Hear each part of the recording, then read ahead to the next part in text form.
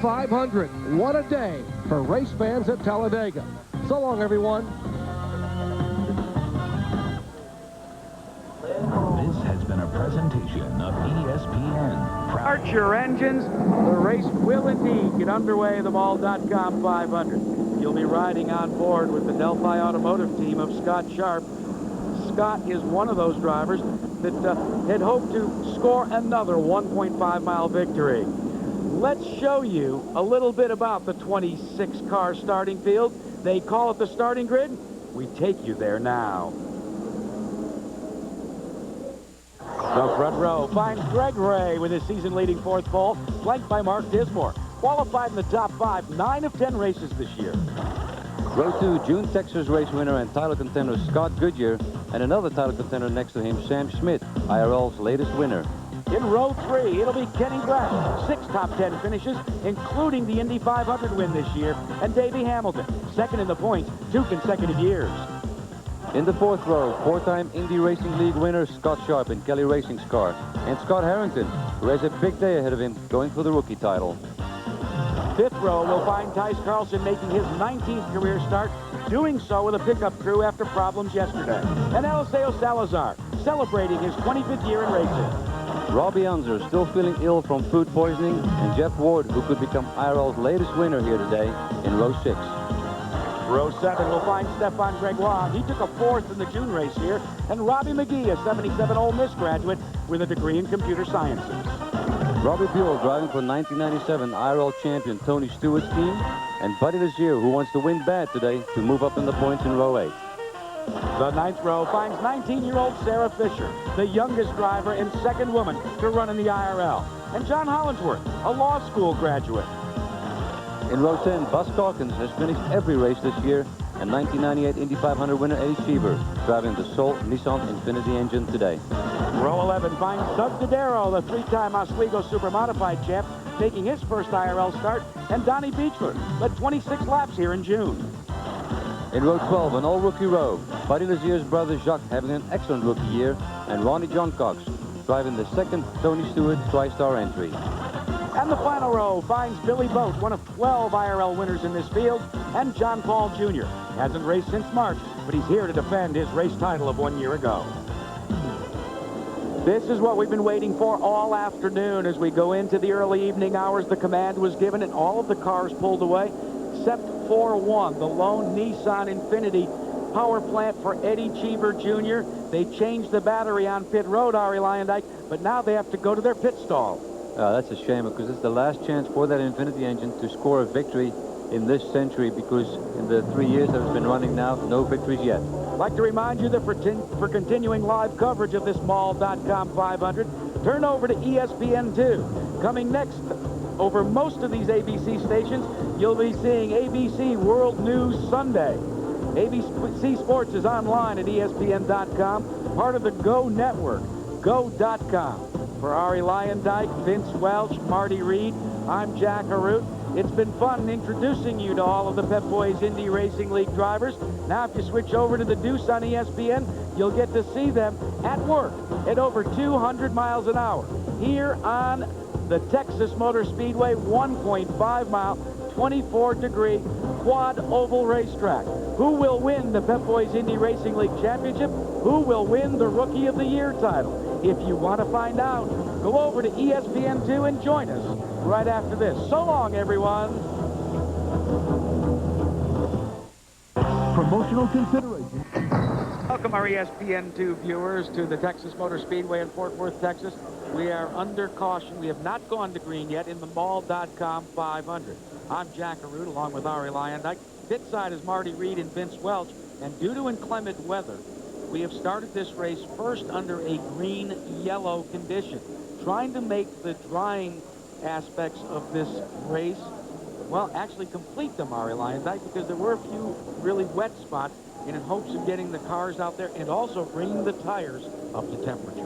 There were still a couple of moist spots on the racetrack, but I think that's not going to be a problem. You can see that some of them also in the pit lane here. You see Billy Boat coming in for another adjustment. We've already had a couple of changes from the starting grid. One was the Harris Casino number 11.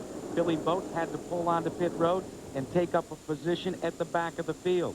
Also having trouble starting was the Lone Infinity engine of Eddie Cheever Jr. in the children's beverage number 51. Cheever had some sort of an electrical problem on the grid. Owen Snyder and the rest of the crew resolved it, but he had to take up a position at the back of the pack. And then under the green-yellow conditions, this car, the Big Daddy's Barbecue Beef Jerky Special for defending race champion John Paul, had this happen. He's coming through the turn here, and as you can see him right here, starts to get sideways and loses it. And as we can see by his right rear tire, you can see the tire is actually off the rim. And I don't believe that that's a result of the spin. I think that was the reason for the spin. Now, originally, we were going to start under green-yellow conditions and then eventually move up to the green flag. But now, with this yellow for the John Paul spin, we've got to go through the effort all over again. We've already got 11 laps in the record book. I think the IRL officials will do that.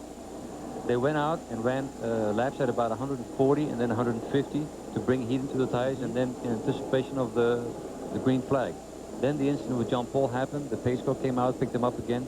Now they're doing averages of 70 miles an hour again, so the tires are cooling off whatever heat they got into them. That temperature now is gone, so they had to do that process again. Well, Marty Reed, they brought John Paul's car around to pit road. What's the story?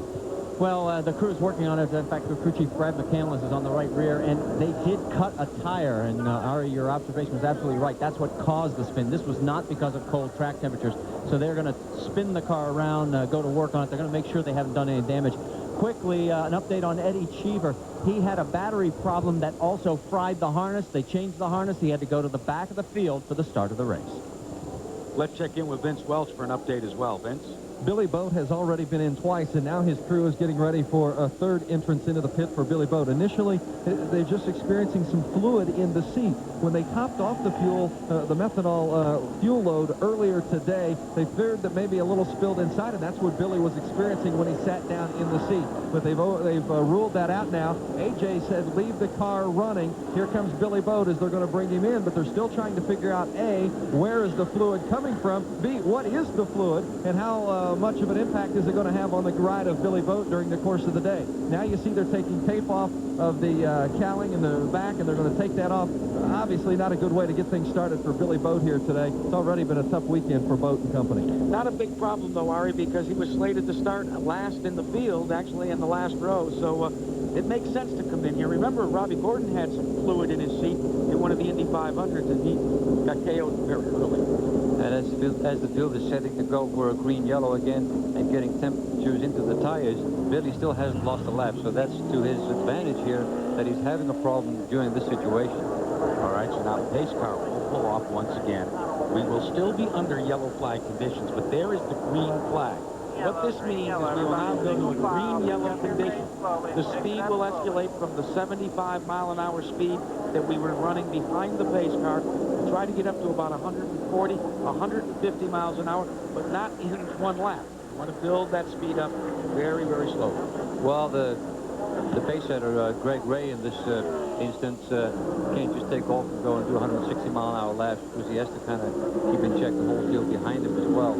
But it's important. The faster you go, the more heat you will generate into those tires. So it's quite important to get up to speed pretty quickly. Do that for a couple laps. Then the official will throw the green flag, right, and let them on their way. Well, we're going to let you ride on board with some great race drivers. First, you'll be able to ride with the Coors Light Delta Faucet car of Buddy Lazier. He starts back in row 8. Scott Sharp in the Delphi Automotive Dolores starting in the 7th spot. And A.J. Foyt's power team G-Force, Ari Lyondike. It's a G-Force again for the second race in a row. He'll start from the 3rd row. And Sam Smith driving for Treadway Racing in the Sprint PCS G-Force. And look at his dashboard here. It says nothing to lose. He's going to go for the win, and that's about all he can do, and then wait to see what Greg Ray does. Well, when you're 3rd in the points, you don't have anything to lose. You just drop the hammer and try to win, lead the most laps, and hope that problems befall some of the other drivers. The winner in June's Longhorn 500 starts 3rd in this Pennzoil Panther G-Force for Canada's Scott Goodyear, now calls Carmel, Indiana home. And Mark Dismore, car number 28, driving for MCI WorldCom, another Kelly entry, Scott Sharp's teammate. And Mark Dismore is starting on the front row for the 5th time this year, but he has not won a race yet. He's going to go all out today to do that. Well, now you can see as we rode on board that we've begun to escalate the speed. The last lap was 140 miles an hour as they come across and down into turn number 1 this time. Scott Goodyear, Greg Ray, Mark Dismore, they've all escalated to 155 miles per hour. Call race control. You're listening to Mel Harder, who is race control for the Indy Racing League, telling the leader, Greg Ray. Now, one thing we should point out, Ari, is the fact that Greg Ray is leading all of these laps, but they will not apply towards who leads the most laps today. That's right. That wouldn't be fair, of course, because this is not really racing right now. This is just warming up. As soon as the green flag drops, they'll start counting the leader laps. Now, why are we doing this? We'll take a look at this points chase. These 6 drivers entered the race with a mathematical chance of winning the championship. But right now, really, it boils down to Greg Ray, Kenny Brack, and Sam Schmidt. And that point that goes for leading the most laps, those bonus points could determine who wins the $1 million this year. That's right. And just to emphasize what's going on here, the drivers are warming up their tires to get a green start. It's very important. The track temperature is 52 degrees, very cold. I mean, 62 degrees, and the ambient temperature is 52 degrees.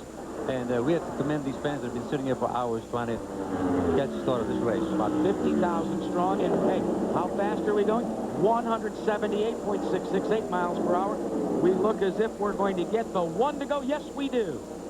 We are going to go back to green shortly. Let's update you as well on the battle for the Sprint PCS Rookie of the Year. $50,000 up for grabs there. And Robbie McGee and the Energizer team has a 1-point margin over Scott Harrington and his certainteed entry.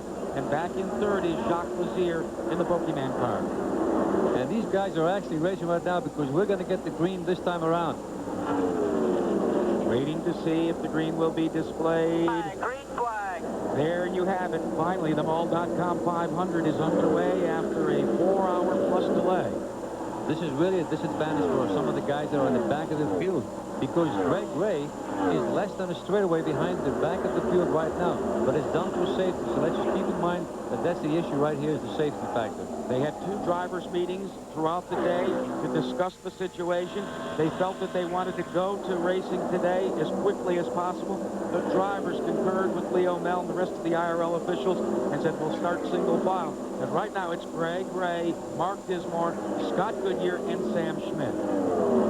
Mark Dismore is closing in on Greg Ray here. And I think that Greg Ray is just kind of feeling it out. See how his car feels out, how the tires are coming up to temperature. But Mark Dismore, I believe, is going to make a move pretty soon. You look at Dismore in that red, black, and white car. He trails the fluorescent yellow and red car of Greg Ray. That's a 1-2 combination.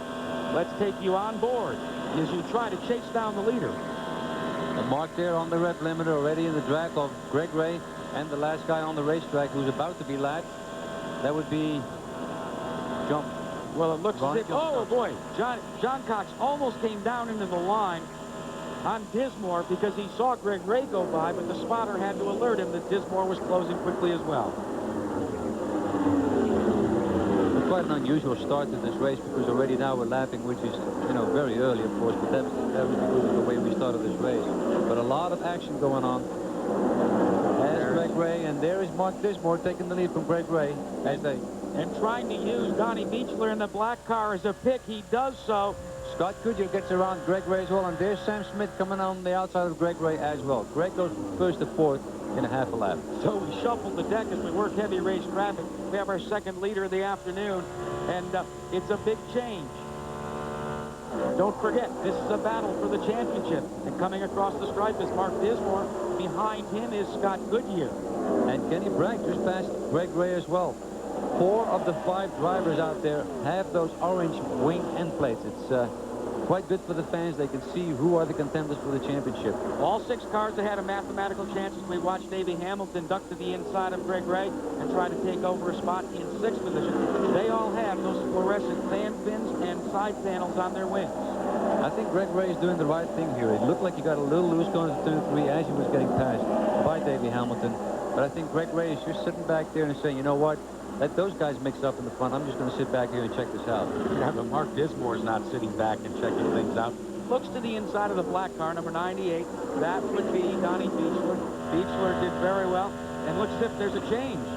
The change coming up shortly. There's more traffic ahead. Donnie Beechler does not get in the way of Scott Goodyear and Sam Schmidt. So now it's become a 3-car breakaway. Kenny Breck has taken advantage of this race traffic to close within a 0.2 of a second on Mark Dismore. For an update on Greg Ray, what about it, Marty Reed? Is this a change? Well, no major problem, guys. He saw all that traffic, and discretion's the better part of valor when you want to win a championship. He just decided to say, okay, it's too early to force any issues. He let it fall back. He's okay. Telemetry says everything's fine. Everything's fine, and he's doing exactly what I thought he was doing, just checking it out and making sure everything's okay. Long way to go, still 180 laps to go. Greg Ray told the story earlier in the week that he forgot to bring to Las Vegas Motor Speedway the Lucky Charm that his son Winston gave him. So what did Greg Ray do this week? He took every Lucky Charm that he's gotten from Winston. They're all on board today as he looks for Lady Luck to help him win his first ever championship. It never hurts. We're riding along with Scott Goodyear in second place. Dismore is directly in front, and it looks like Billy Boat and the 19-year-old youngster, Sarah Fisher, may be the next 2 cars to go a lap down. We ride on where there is the blue car of Fisher leading Billy Boat's Harrah's machine. Well, I tell you what, Scott Goodyear's letting it all hang out. He wants the lead, Ari. He was almost there getting it, and now traffic is going to come into play. Mark took a little bit of distance there. Whoa, close quarters racing there. Dismore, your leader, tries to get on the inside of the rookie, Sarah Fisher. She's 19 years old, making her first start, and look what happens. That's it. Yeah. And actually, no, that is Doug Dodaro. Let's update that. That is Doug Dodaro. They both have blue cars. But Scott Goodyear uses Dodaro as a pick and takes over the lead. And look at Schmidt. Schmidt takes over second spot, and there's Kenny Bragg. And let's listen to Mark Dismore here. He had to get out of the throttle quite a bit. A little bit too much to my liking, and I think he might have a problem with the handling of his race car. Getting out of it there. You can also see it on the telemetry right here. He just moved up a gear because he was on the rev limiter quite heavy before, so he just went up to probably 6th gear. Dismore ducks to the inside of Doug Dodaro, car number 43. This was Dodaro's first IRL start. You're on board with the power team of Kenny Breck. Breck tries to close now on Dismore. That is the battle for 3rd spot. And David Hamilton is right close there, too, right behind those guys, and he's looking very strong on the opening laps. So typical of Texas competition. And look at Hamilton goes downstairs, challenging for Breck's position. Sarah Fisher right now, you spoke about her earlier, but she's running in 17th place. Looking out the backside of the power team car for Kenny Breck, and all he sees, well, that's actually the view you'd see in your mirror, Ari. He sees that orange and white Spinal Conquest car of Davey Hamilton and says, boy, I'd better giddy up and go.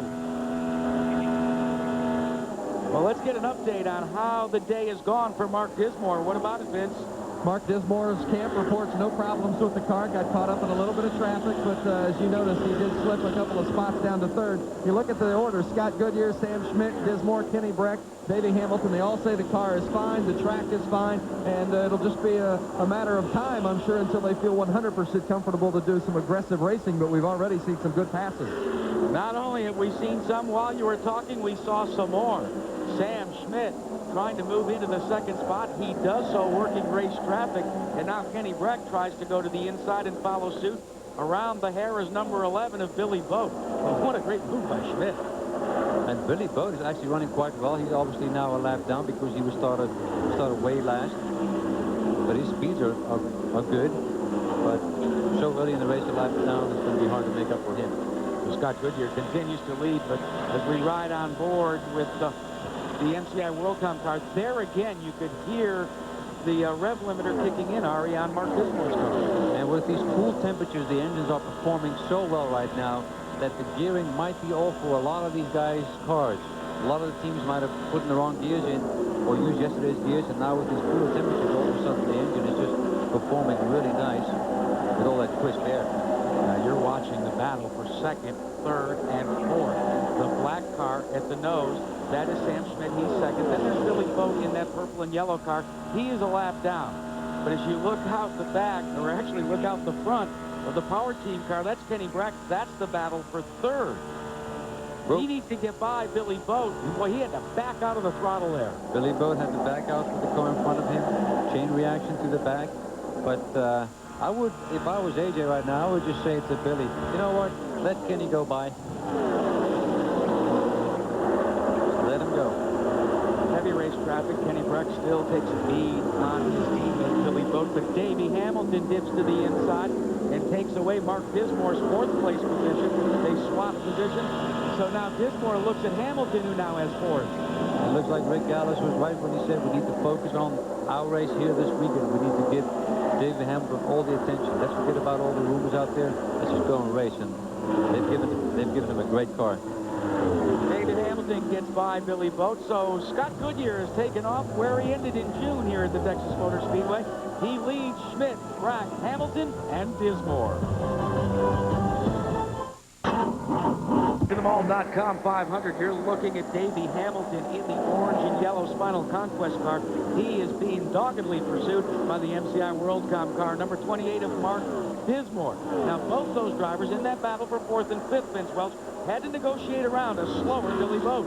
Yeah, and Kenny Breck, Billy Boat's teammate, was behind Boat as well. They were not racing for position, just position on the racetrack. And after some radio communication from A.J. Foyt, Boat went up higher on the racetrack and allowed Kenny Breck to get by. I guess he was listening to the broadcast. Now the problem presents itself for Scott Sharp. Sharp in the Delphi Automotive car, and he has got to pick his way around Billy Boat. And if I was Billy Boat, I picked up my speed, so I want to go as we look at a battle for fourth position.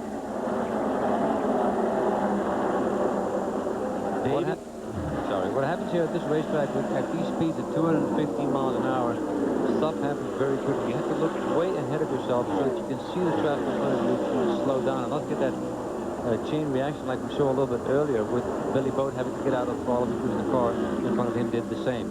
These quad ovals, we like to call them momentum racetracks because you've got to build it up like a giant flywheel and then try to let loose with it. And that's the case in how quick things can change for Scott Goodyear. Goodyear has been out front virtually unchallenged, but Sam Schmidt is beginning to close. There's a little bit of a separation, but it is narrowing. You are on board again, the Power Team's car for Kenny Breck, second in the points. But when you go towards a group of cars that you're going to lap, you cannot afford to just drive in there because you get sucked up by the draft so much. You pick up 5, 6, 7 miles an hour, and all of a sudden you've got a lot more speed going into a small hole because you have a couple of back markers there. You really have to pick and choose and anticipate. That's why sometimes you see guys drop 2 wheels in the grass here on the front straight because they don't want to get out of the throttle and lose their momentum. Mark Dismore takes us for a ride, looks directly in front of him, and there is a challenge. Well, there was a quick challenge by Kenny Breck to the inside of, well, I think that would have been the John Hollinsworth machine, because these front runners are now going to have to work some very heavy race traffic. And look at this, Scott. Davey Hamilton got held up quite a bit by traffic, and Mark Dismore gets a run on him and goes just by, just like that. But it looks like there is a problem on Davey Hamilton's car. Coming in. He is pulling onto pit road. Another car slow, the red, white, and blue car on the inside as we watch Hamilton come down on pit road. So there's a problem. His boat is in as well. Definitely unscheduled. It appears to be quite a scheduled pit stop here. The guys were ready for him, putting on fuel. Butter Desir is also coming into the pit, as you can see from up here, and maybe this is the time to stop for some of these guys. Well, Billy Boat is on pit road as well. Vince Welch scheduled. Yeah, Billy Boat is coming in, as you said, or is in. They just made the tire change in the fuel. That was their scheduled stop. The other stops, remember, were because they had the leaking fuel in the pit stop, in the cockpit. And now we've got a yellow on the course. So that is for the 22 car of Robbie Buell, the TriStar Racing, TriStarBall.com, number 22. And this will be technically the first official caution after going to green flag racing. Tough break for Robbie Buell, having a podium finish at Las Vegas Motor Speedway and now joining Tony Stewart's team, and he's come to rest, not where he wants to be. First caution of the day. We'll be back with more Right after this.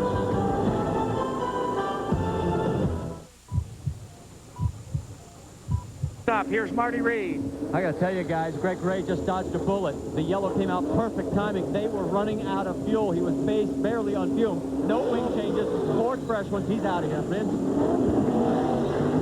Solid pit stops from Scott Goodyear, Kenny Breck, and Sam Schmidt. Goodyear took fuel and tires. John Barnes told me the car was perfect. Breck just fuel and tires as well. And Sam Schmidt, they put the tires back on the car that they qualified with. Very happy with the race car. So you've got 3 good cars up here in the front.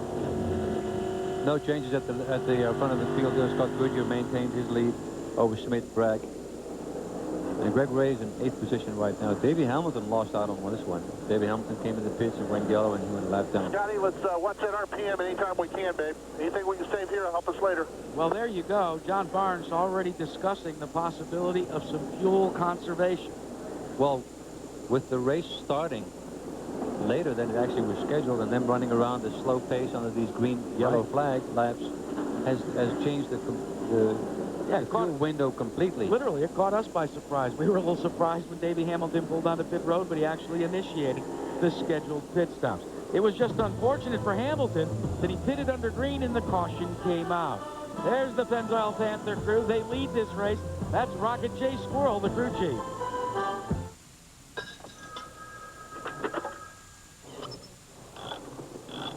Back to Texas Motor Speedway. I'm Jack Arute along with Ari Lyondike, Marty Reed, and Vince Welch. The blue car there is Sarah Fisher in the Meade carbonless paper car. She will be the youngest IRL driver ever and only the second female to compete. She's 19 years of age, but Ari Lyondike, she's about to be in danger of going one lap down. But still, she's shown very mature approach to this race. She had a good start, no problems there. She had a good pit stop, came out of the pits nice and clean. She's doing an excellent job. Sarah Fisher, winner of 5 midget races this year, and Sam Schmidt has got a problem on pit road. The yellow stays out. That was a costly miscue on pit road, and now Sam Schmidt will limp to his pit area. I don't know why he came in. He must have come in for a change. We don't know what that change is. Now, it is a break that it happened under caution. It wasn't a green flag pit stop. He'll have to go to the end of the long line, but it could have, in the green flag conditions, could have literally knocked him out of any hopes. Well, that's true, but of course he came in under the yellow because it was yellow, and it gave him the opportunity to come in and make a change. Maybe they didn't do a wing change. They were supposed to do or something, but let's try and find that out from one of our guys down there. So we'll reset the field for you. Let's go back first, though, and take a look at this spin. He's on the racetrack, and all of a sudden, Ari. Okay, now we get to see what happened, too. Wow. Well, he must have tried a burnout, and boy, he got lucky that he didn't hit that wall, and he didn't stall the engine. Well, that was reminiscent of 1992 and the starts at the Indianapolis 500. We might literally be seeing, Vince Welch, a precursor of some of the restart problems that these drivers will encounter today. That's exactly right, Skip Paul. What happened? I don't know. I didn't see it. I think he was, I just told him to start scrubbing the tires, get some heat in them, and he probably either got on the gas or turned sharp, and the thing spun sideways on him. What did you do when he came in? Restarted him. Restarted him, told him, just don't worry about it, get back in there, and we'll see what happens. Still got a long way to go. It took these guys by surprise. Didn't even really realize it until Sam came through the grass into the pit lane area. All of a sudden, they realized their driver had a problem, but as you see, nothing severe at this point. Want to pucker up? Well, as we go back to green-yellow, let's give you and let you ride along with Sam Schmidt as he does a racing pirouette.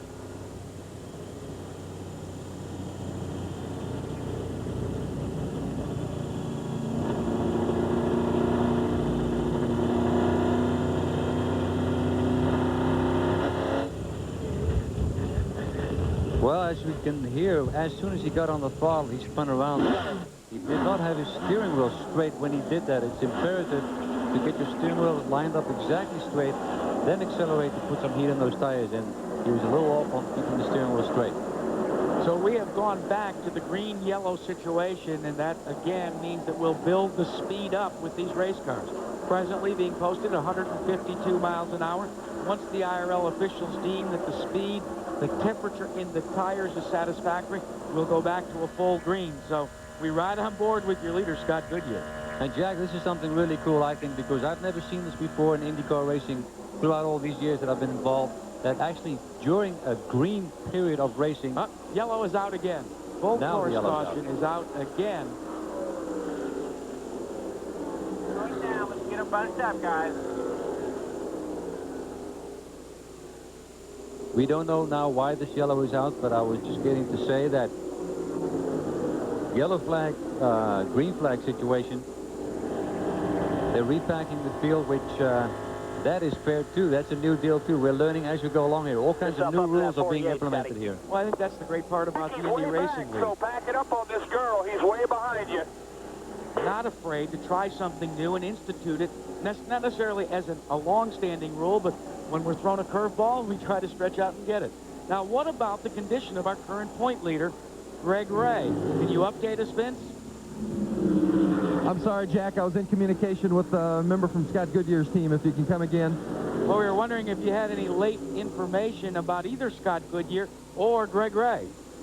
Scott Goodyear is very happy with his race car. Of course, they're in the situation here where they're just trying to get the tires warmed up again and go racing. But John Barnes and the entire Pennzoil Panther team, including driver Scott Goodyear, very happy with their race car at this point.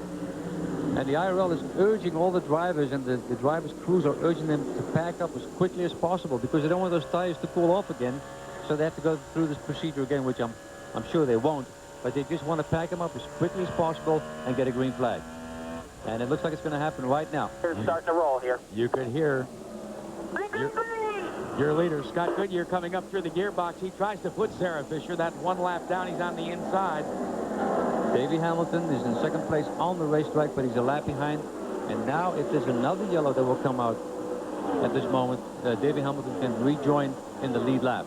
That is the key for Davey Hamilton, but right now, the key for Scott Goodyear and the Pennzoil Panther team is to work his way through traffic. As we ride along and take a look at Greg Ray, started on the pole. Marty Reed, how about an update? Well, Greg Ray's team's trying to recalculate fuel mileage, guys. The new air temperature, the cooler temperatures, has really changed the equation. They think they might be able to get 50 laps in. We're going to have to see if they're willing to roll the dice that far. 50 laps is a long time. As you look at Greg Ray's team, he's posted in third. If I were those guys, I wouldn't be gambling on fuel mileage here with the championship at stake. He's running where he should be. He's in third. Kenny Bragg is in second. Right now, he's the champion. One plus, though, that the Greg Ray team has is they have their own engine department. Butch Meyer and company, they know an awful lot about fuel consumption because they can run those dyno tests. They do it all the time, and they're tested quite a bit, so they know what they have. But so do most of the other teams. They test this during practice. They look at their fuel mileage. They look at their yellow fuel mileage, which is really important. Now, Kenny Bragg trailed Greg Ray by 16 points, but now he's narrowed it to 11. As we take a look at Mark Dismore and Scott Sharp, the Kelly Racing teammates, and they're battling for the fourth spot, currently held by Dismore. Trying to get on the inside there. Dismore dips down low and then back out just for a second. You don't back out of the throttle. You just pause almost momentum-wise.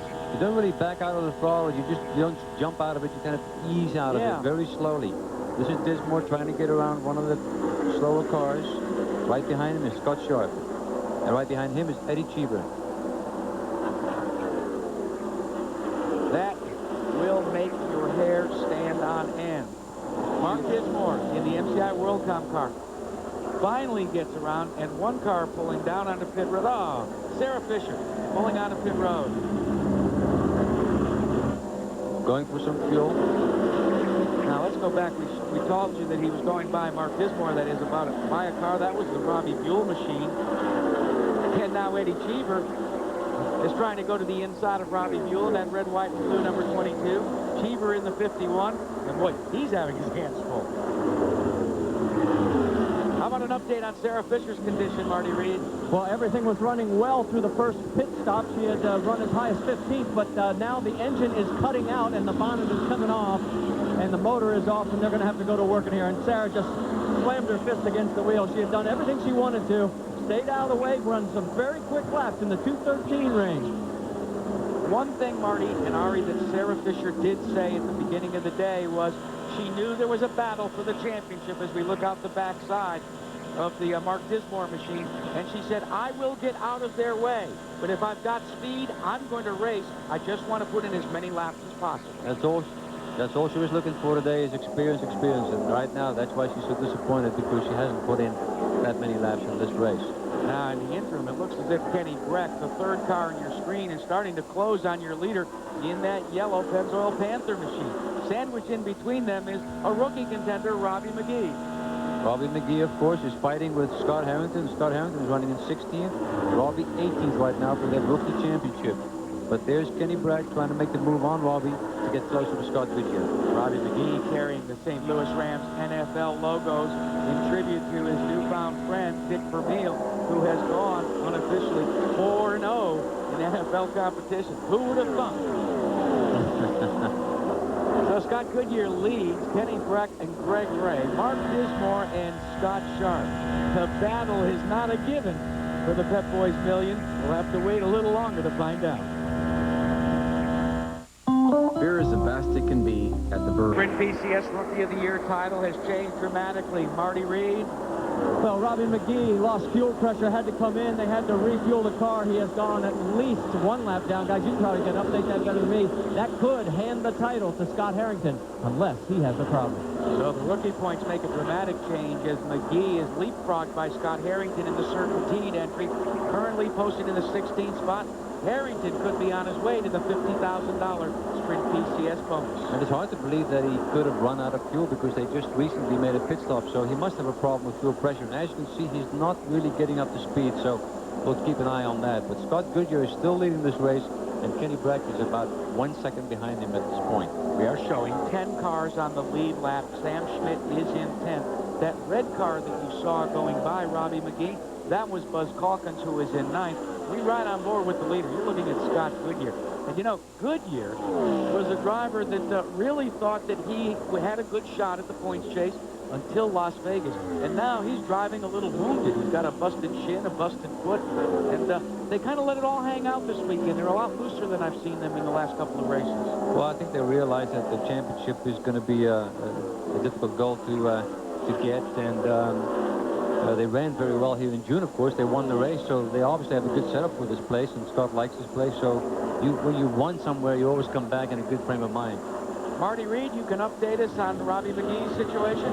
Yeah, I'm afraid it's gone from bad to worse, guys. A fuel pump problem that they've had all weekend has recurred, and they are looking at the telemetry, and they're not liking what they're seeing. They're hoping that somehow it can clear, but Ari, you know that once you get that problem, it's usually a matter of time. That's very hard to fix. Once you have that fuel pressure drop, you can't get in there and fix the pump and get to it. So his day is going to be over pretty soon if that's the case. Now we're looking at some of the lap speed set by the leaders. You would have thought that maybe the speed would diminish. How about the fact that Scott Goodyear is going around this racetrack at 207, but a couple of laps ago it was 216 miles an hour. That's how much race traffic comes into play, Ari. I think that was a little glitch in our monitor here. He was doing 2:15.4. Kenny Bragg was doing 2:15 flat. He actually extended his lead by 0.2 of a second. He's by himself. And Kenny Bragg is actually getting a little bit of a draft off of Scott Goodyear, which tells me that Scott Goodyear is still the fastest guy out there. Oh, absolutely. Goodyear has had a flawless race so far. But the same can be said for the man we ride on board with. Kenny Bragg, well, he started this race in second position, started 16 points behind, but he's narrowed it to just 11 points with Greg Ray. That's right, and Greg Ray is just running there in third and staying very calm, out of everybody's way. But it's still a long way to go, 121 laps to go. Now, what about Scott Sharp? Started in the 7th position. He is now being posted in 5th. Let's get an update from pit road. Well, it was a good team battle between Scott Sharp and his teammate Mark Dismore. Dismore was running 5th, but he made a nice move and got by Scott Sharp to take over the number 4 spot. And now Dismore is chasing Greg Ray. He's really narrowed the gap on Ray over the last 3 laps. And look for Mark Dismore to tuck up underneath Greg Ray and maybe make a move. Dismore's team very happy with his car at this point. Boy, and it looks like Kenny Bragg, we were just talking about him earlier. He was closing in a little bit. As you can see, he's getting quite close to the Scott Goodyear, who I think was held up by that car there. And this is a change for the lead. Downstairs goes Kenny Bragg. Bragg takes the lead away. He just drove inside there, and Scott Goodyear wanted to turn in, saw him at the last moment, moved out of his way, and said, whoa, I'll wait for him to come by now. That momentum just slingshotted Kenny Bragg into the front. It also helps push Kenny Bragg closer to that $1 million Pep Boys championship as Greg Ray continues to fade just a bit. Hey, Kenny Bragg is doing what he needs to do. And on that lap, Scott Goodyear did a 2:10 lap, which tells me he was held up quite a bit by that car in front of him. And let's look at it again. There is Scott Goodyear losing some of his momentum. Kenny doesn't want to give it up. That's John Paul on the outside. And he just drives in there, and Scott moves out of the way. That's one of those deals where you have to make a decision. Do I keep my foot in it, or do I back off? And Kenny Brack just kept his foot in. And that's what made him such a great oval racer. And Scott Goodyear has put that aside and now has closed again on Kenny Brack. The question is, Ari Leyendijk, you go to the high side, you go to the low side, or you just ride for a while. And now these guys are duking it out. This just makes it more fun for us to watch. And I think Scott Goodyear is going to make a move on him pretty soon here. Let's have a look. Scott did a 2:16.2 the lap before, and Kenny Brack did a 2:16 flat on his own. But Scott is in the draft, and that always helps you to get by the driver. Now you see the lights have been on since the drop of the green flag, but pretty soon it will be sunset, and we will go from light to artificial light as Goodyear sneaks a peek to the inside, and race traffic is going to come into play. They could use that lap car as a pick, Ari. And you know what? I think Bud Lazier was right when he said we're going to be a nice, it's going to be a good race tonight. Absolutely, kind of reminiscent of the World 600. You start during the day and end at the night. And there they go by Doug Dodaro. That was a nice, clean pass to go by Dodaro, by Brack, and by Scott Goodyear. And Buddy Lazier is having a great race, but he's a lap behind. In the beginning, he lost that lap, but he can stay with the leaders right there. This is Buddy right here. Unfortunately for him, he's a lap behind. Your leader continues to be Kenny Brack. Scott Goodyear is second. Now, Greg Ray has at least picked up the pace in the third spot. And you see Buddy Lazier currently in the 16th position. He was the 6th driver that had a mathematical chance to win this championship going into the weekend's event. On the outside is the leader of the race, Kenny Brack. On the inside is the current point leader for Rookie of the Year title. That's the Certainty car for Scott Harrington. Scotty, watch your mirrors. Scott had to get out of the car, but there's Buddy this year who got the run on him. Coming around Buddy, Scott Goodyear. It's not a factor. He is not a factor. He's telling him he's not a factor, but in the meantime, he's now, instead of one car being in front of Scott, he's got 2 cars in front of him, between him and Kenny Brack. Can you be patient in a situation like this? You have to be patient with that many laps to go. You have to be patient because there is time enough. He knows he can count on his crew giving him a fast, quick pit stop, so he can make up a little bit of time there, especially on these guys in front of him here. Unfortunately, Scott Goodyear is handcuffed at the present time. Can't chase down Kenny Brack. Has to be content with running in the 2nd position. There's A.J. Foyt, and he's a happy man. He's leading this event. The race, but he's expected on the pit road shortly, as is Scott Goodyear, your 2nd place machine, and the driver that Marty Reed told you wanted to get 50 laps on his tank of fuel. That is Greg Ray running in the 3rd spot, and Ari Leyendijk, he's doing a nice job. His car is handling very well. I've been watching him, and Greg Ray has a great handling race car. Here's Goodyear coming in the pit. You can hear him on that rev limiter, which keeps the cars at 80 miles an hour in the pits. Vince Welch. Scott Goodyear's team making the tire change and the fuel addition. Scott takes a drink of water. Kevin Blanche still waiting to give the go-ahead, and now he does, and Scott Goodyear is off free. Buddy Lazier comes by, and let's go back to Marty Reed. Greg Ray went out with 4 fresh tires and a full tank of fuel. No adjustments, and guys, these guys are counting laps. Remember, Kenny Brack up front. The more laps he leads, if he leads the most, he would have enough to force Greg Ray to have to finish higher than 3rd place. Vince. Kenny Brack fuel and tires, they're not going to touch the car as far as the chassis adjustment is concerned, and it's a good clean stop for Brack and the power team machine. Kenny Brack lights up those rear tires, Ari. Lights him up, but now he has to be patient leaving the pits here. The track is cold down here. Nobody has been running down there. It's also slick because it's not a racetrack. It's just leaving the pits, and his tires are brand new. Stickers on them, and it's really, really cold. Very tricky situation there. Mark Dismore was the leader until he pulled down below the apron because he needs to make his stop. That should unofficially move Sharp into the lead. His teammate, the MCI WorldCom crew, is ready to service Mark Dismore. Dismore looking for his 1st career victory. Dismore totally not out of the picture yet because he's still in the hunt. Rolls in. 35 gallons of methanol being put on board 4 brand new Goodyear racing tires. And You are very busy in the race car. Are you not, Ari Luyendyk, during a pit stop, even though it looks like a respite? No, you don't sit there and rest. You look around, you look at the guys in front of you, you look in the mirrors to see if the guys behind, or changing the rear wheels are done. You're always focusing and checking the guys out what they're doing. A lot of guys like myself don't even take on water because you'll lose your concentration. So now we're cycling through in the first green flag series of pit stops that we've had. Scott Sharp was the leader in the Delphi Automotive car. Now he will give way, and he will pull onto pit road.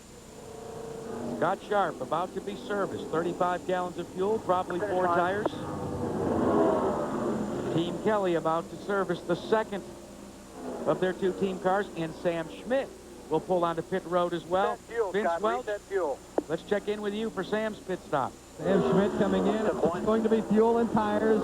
They like the car. It's handled very well. It's a fortunate event so far for Sam Schmidt after that spin through the grass. But the car is showing no ill effects of that spin. The smooth stop so far. Sam's on a roll. The top 5 in 5 of his last 6 races. And still trying to make it a championship run here today. Ari, I've got a question for you. Are we seeing a lot of these teams light these tires up this way? Kind of like a dragster in a bleach box trying to get heat in them? Some guys really do it all the time anyway, like Kenny Brack always does it. But tonight it just seems everybody's doing it more than they normally do. So after the cycle of pit stops of the green flag, lo and behold, who's leading this event? The Pennzoil Panther machine. Scott Goodyear on board. He has the lead, followed by Brack. And then unofficially, we are showing Greg Ray is the possible 3rd place machine. Scott Goodyear really had the fastest pit stop at 11.8 seconds. See, now he gets held up a little bit here by the Energizer car of Robbie Buell, and he just can't go around the outside of him. He can't really run high on the racetrack. Robbie McGee looks in the mirror, sees the fact that the leader's there. But the question is, Sam Schmidt is slowing. The report we are receiving is that Sam Schmidt has slowed just a bit. Doesn't look slow to me. But what I surmise is he maybe wanted to come up to speed. May have taken him some time to come up to speed. And here's Kenny Bragg, again because of traffic, moving in on Scott Goodyear ahead of him.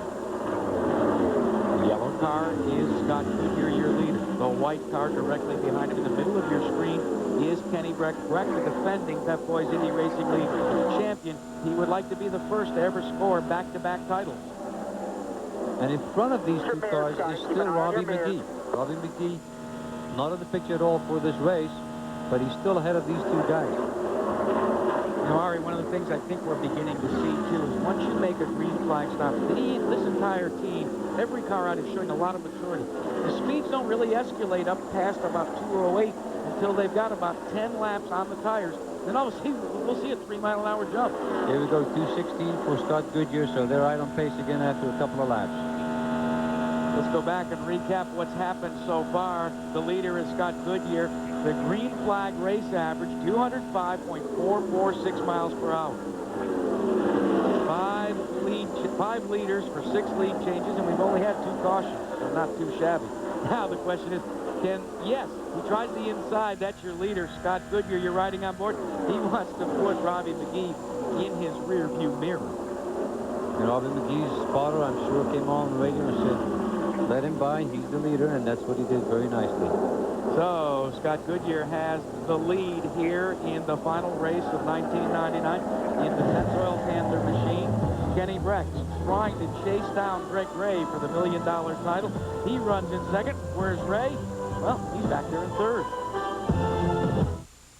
The best place to get your new... This programming note, the Kart Grand Prix of Australia, will now air on ESPN2 tomorrow at 1 p.m. Right now, we're bringing you the action of the Mall.com 500 for the Pep Boys Indy Racing League. This crowd has been sturdy and steadfast since the scheduled drop of the green flag back at 1 o'clock. They've had to wait, but we are under caution, and it is a tough break for the Pennzoil Panther team. The leader of this event brings out the 4th caution of the afternoon on lap 117 as they go to work on Scott Goodyear. Scott hit the wall very hard. He did move around in the car a little bit. He didn't move around a lot. He moved around very slowly and appears to be, I don't know. I can't say what. what happened to him or how he feels, because we can't see that. We haven't gotten the report back yet. Probably one of the most important things that the IRL racing team does, the safety crew, is they try to immobilize the driver until they ascertain what his real condition is. The onboard camera did show that he was moving. Now, what happened? Well, this is the tough spot of the racetrack, but you look at the yellow car, that is Goodyear.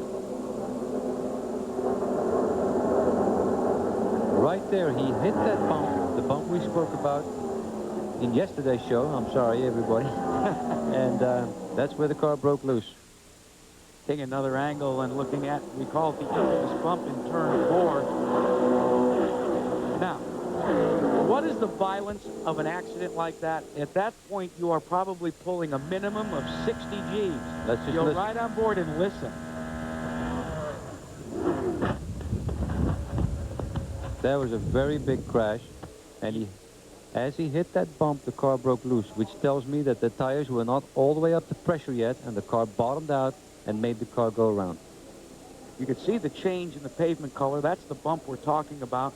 He said he would hit it about 60 G's. What does that mean? Well, that car weighs about, 2,000 pounds. All of a sudden, it was 60 times that weight. Let's check in with Vince Welch for an update from the Pennzoil Panther team. Chief Mechanic Kevin Blanche, can you tell from the video or the radio communication with Scott what has happened? He didn't say anything to us on the radio. I'm not sure what happened. It just looked like the back end of the car come around. We were just, Pennzoil car, just out there taking our time, just doing what I said we'd do and come here and run good. And looks like something in the back end let go or something in the back. Scott has not communicated with the team. I understand they have taken his helmet off, but update us on how he was feeling from a physical standpoint, because he had that incident in Las Vegas and broke a bone in his leg. Yeah, he really didn't have any trouble in the car. He had a little trouble walking around, just a little bit tender still, but in the car, you know, you get in the car and you get in the zone, and he didn't have any problem at all driving, you know, this probably. Kevin Blanche from the Pennzoil Panther team will get an update on Scott Goodyear's health as soon as we find out exactly once he gets to the hospital. Let's take you inside racing. You ride with Scott Goodyear. Just listen.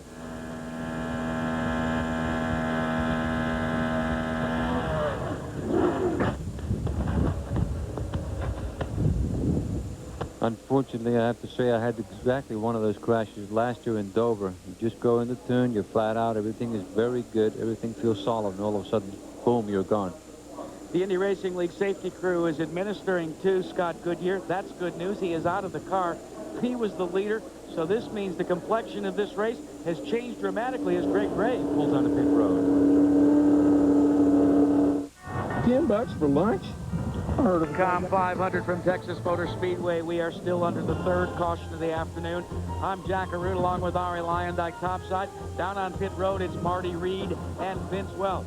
As we said, we are under the caution when the yellow came out for a crash by the leader of this event, Scott Goodyear. There you see the remains of the Pennzoil Panther car. It was...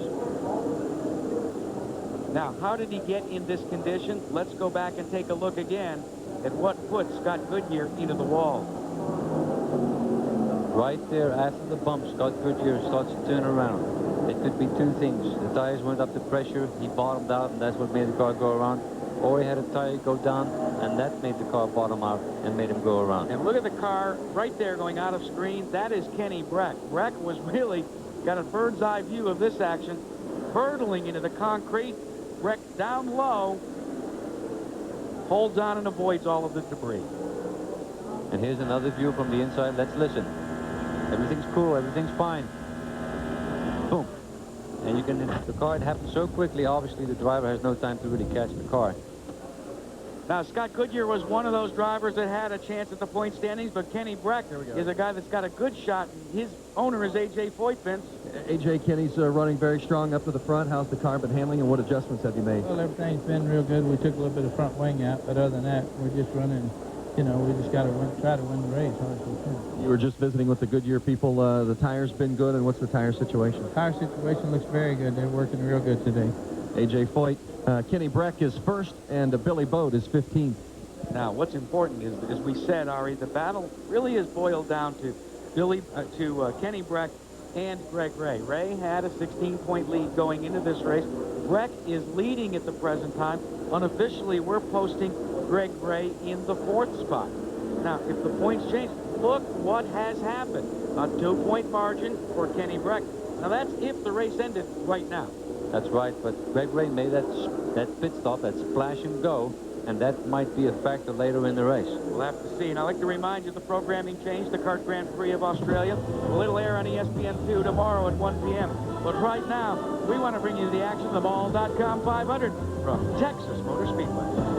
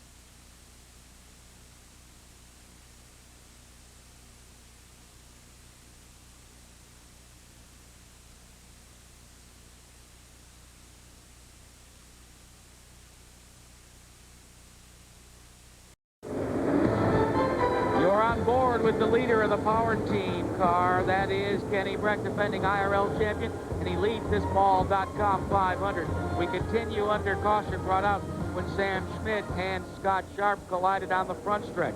A little bit earlier from that, Scott Goodyear had a big-time crash coming out of turn number 4. Let's get an update from the medical center and Gary Pettigo. Yes, I'm with Gary Pettigo, team owner. Gary, you've been in with Scott. How is he? Well, Scott seems to be okay. He took a pretty good hit, and they're going to take him to Parkland Hospital here and look him over and probably just do some x-rays and what have you. But at least on the surface, he looks like he's going to be okay. They think he might have been unconscious for about 15 seconds. They want to take him downtown and take a look at that and make sure everything's okay. And they also want to take a look at that left leg again. He may have refractured it. Yeah, he had a crack in his tibia or fibia from Las Vegas, and the car hit on the left side again, so they think they might have re-injured that. But other than that, thank the Lord, he's going to be okay, I'm sure. A tough way to end the season, but you're right. The best news is he is going to be okay. Thanks, Gary. So the remains of the Pennzoil Panther car there in Gasoline Alley, about to be redeposited into their garage area for the long ride home back to Indianapolis. Now, Kenny Breck, of all the leaders on the lead lap, is the only car that is not elected to pit. Why is that, Vince Welch? Talked with A.J. Foyt. A.J. said, well, you know, Harris is one of our sponsors. Every time every now and then you have to roll the dice. That's exactly what A.J. Foyt has done with this situation. He says Kenny will need to pit about lap 160. That means he has approximately 25 laps of a window, possibly either to get a yellow or to have to come in under green and pit. I told A.J., I said, well, it looks like it's a two-horse race now with Kenny Breck and Greg Ray running 1-2. A.J. looked up at the scoring pylon. He said, a one-horse race. Tell you what, that's a gutsy call by A.J. Foyt. When you are chasing the championship and Greg Ray is the guy that you're chasing and he's directly behind you, you roll the dice that way? I like that one. Well, if he doesn't lead the most laps in this race, then it doesn't matter if he wins the race and Greg Ray finishes second, because then Greg Ray will win the championship. So There is Greg Ray. I didn't know AJ was good in math.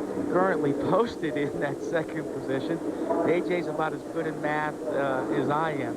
He may not know what 2 + 2 means, but he knows how to cash $1 million. He's been there before. We're talking about laps led. Scott Goodyear, who is out of the race, has led 65 laps.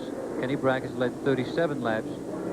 And Greg Ray has only led 4 laps. So Kenny Bragg still has to catch up with the 65 laps, almost 30 laps more than Scott Goodyear has led in this race. Repairs continue on the MCI WorldCom Delphi automotive car of Scott Sharp. You can see he started his T car, his backup machine.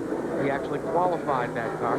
Disappointing day for Scott Sharp. He started the race, or actually started the weekend as one of the contenders, one of the 6 guys that had a mathematical chance to win the Pep Boys $1 Million Championship, but that's all gone by the boards. That's right. And he's trying to finish this race. He's trying to gather points just to end up really high in the championship. But you know that he feels really bad about what happened. It was a violent crash involving Sam Schmidt on the front straightaway. As he turned right, he went head-on into the wall. Now you're taking a look at our leader in the Power Team car. That's the 14. The one car that is in the lead lap that is really run quietly, unknown to many people, is the Yahoo machine, number 21, of Jeff Ward. Ward is steadfastly just lurked around in the top 10, and this is a good run for the Pagan team. They started in the 12th position, and he is currently being posted in the 4th spot. And Jeff Ward is still looking for that first win, and I said earlier in the show, maybe this is his day, and let's wait and see what happens. Well, the Mall.com 500 is getting into the final moments, actually the final half of the race, and it's been an exciting one. Kenny Bragg leads Greg Ray. Don't go away. Back here at Texas Motor Speedway, just about 3 seconds ago, the green flag was displayed once again to the field. Coming up to the gearbox was Kenny Bragg holding on over Greg Ray in second, Mark Dismore third, Jeff Ward in fourth, and on the lead lap after a lot of hard work on pit road, Scott Sharp remained on the lead lap. The car right behind Bragg there actually was Robbie Unser, but let's watch Greg Ray doing battle with Mark Dismore. Dismore is third, Ray is second. That's where the battle's enjoyed right now. Greg Ray said in second, Mark Dismore closing in, but another guy who's closing in is Jeff Ward. Jeff Ward here right behind, excuse me, that's Mark Dismore right behind Eddie Cheever. Right behind them is Davey Hamilton. It's been a long day, Ari. It's been a long day. Yeah, we've been up here since 9 o'clock this morning. Right on board. Now you're on board with Mark Dismore in the MCI WorldCom car. And the car he's looking at, that's Eddie Cheever. And Eddie Cheever just narrowly escaped that big accident on the front straightaway with Sam Schmidt and Scott Sharp. Cheever being shown 2 laps down in the 10th position. Mark is having a little bit of a tough time getting around Eddie Cheever. And that's costing him because Jeff Ward now is closing in on Mark Dismore. You can see that running there, as we look at the Delphi onboard telemetry, they're not even getting close to that 10,000 RPM limit. It's really tough in race traffic. And tough break for the Yahoo machine. He was in 4th spot, but now he is pulling onto pit road. That's a tough break. Well, Jeff Ward, I guess, is not going to get that first win this year. Jeff Ward, who was second 4 times in his career, and that will move Dismore into the 3rd spot in the MCI WorldCom machine. Dismore right there. He appropriates that 3rd position. Dismore just got around Eddie Cheever, who's 2 laps behind him. Right in front of that gaggle of cars is Billy Boat. Billy Boat is running in the 13th position right now. Also 3 laps behind, actually. Taking a look at the battle with Jacques Lazier on the outside in the white, red, green front winged car. This is the battle for 6th position. Lazier is in the 7th spot. The orange and white car directly in front of him, that's the man he's trying to get around. That is Davey Hamilton in the Spinal Conquest car. That is a battle for position. And it looks like Lazier is going, yes, he stays glued to the rear wing. There's the other Lazier. And gets by. There's the other Lazier. His big brother Buddy trying to do the same. So Jacques gets up into 6th place, moves around Cheever. Cheever is awfully racy with that Infiniti. And if the points ended now, we've had a flip-flop. Greg Ray, by moving into 2nd, would have a 6-point margin in the chase for the $1 Million Championship. Don't go away, because this ain't over yet. Rookie of the Year points, Scott Harrington has bypassed Robbie McGee, but Jacques Lazier is within striking distance as well. Lazier, as we said, currently in that 6th spot. And Greg Ray is about 1.8 seconds behind Kenny Bragg, and that was a lot more earlier on. So Greg is just kind of driving around there in 2nd place, thinking about the championship. Buddy Lazier, we ride on board with Buddy. Started in the 16th spot, in 13th position right now, and he's going to go by Davey Hamilton on the outside. Buddy's just trying to have fun. I mean, seems like he has a good car. It handles pretty good tonight, and he's just having fun out there, passing as many people as he can, because he did fall back earlier, and he's just going to move up the order. Let's get an update on Scott Sharp's condition.